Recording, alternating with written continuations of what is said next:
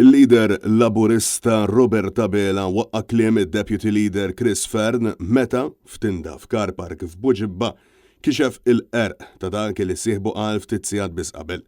Ħamis filgħodu matul dibattitu virtwali organizzat mill-istituzzjoni tal-Università ta' Malta, Fern qal li Abela kien indispost għalkemm ftit minuti biss wara il-kap tal-Partit Nazzjonalista Bennett Gregg kixef kif Abela mhux veru kien indispost, iżda kien għażel illi jmur passiġġata minflok ma jwieġeb il-mistoqsijiet tal-istudenti u jaffaċċja lil Bennett Gregg. Li qiegħed hawnhekk jien u mhux Robert Abela. Jiena deputat Prim Ministru, meta Robert Abela bħala Prim Ministru jkun imsifer jew indispost, jiena nkun l-aġent Prim Ministru ta' Malta. Iżda ftit sigħat biss wara Abela waqqa dak illi qal Fern. Sa dalodu konti qed fi żjara ġewwa Birzebbuċa. Waqt illi Abela qed ikun affaċċjat bi kritika kontinwa dwar il-mod kif il-partit tiegħu irid jibgħat lil ħaddiema u negozjanti jiddejnu mingħand il-gvern stess, Abela kompla konferma li hekk se jagħmel.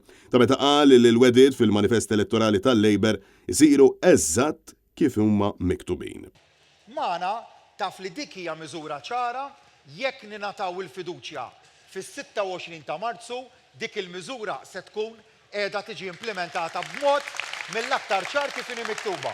Intant, l-MP laburista Cyrus Angerer evita l-kollox bil-imqarja referenza żgħira għal mod kif hu sħabu tal-Labor fil-Parlament Ewropew ivotaw kontra li titwaqqaf l-iskema tal-beħ tal-passaporti fid-dawl ta' sanzjonijiet li l-Unjoni Ewropea wettqet fil-konfront tar-Russja. Angerer u sħabu l-MPs tal-Labor kienu fost 12 l-MP biss minn kważi 700 illi votaw b'dan il-mod.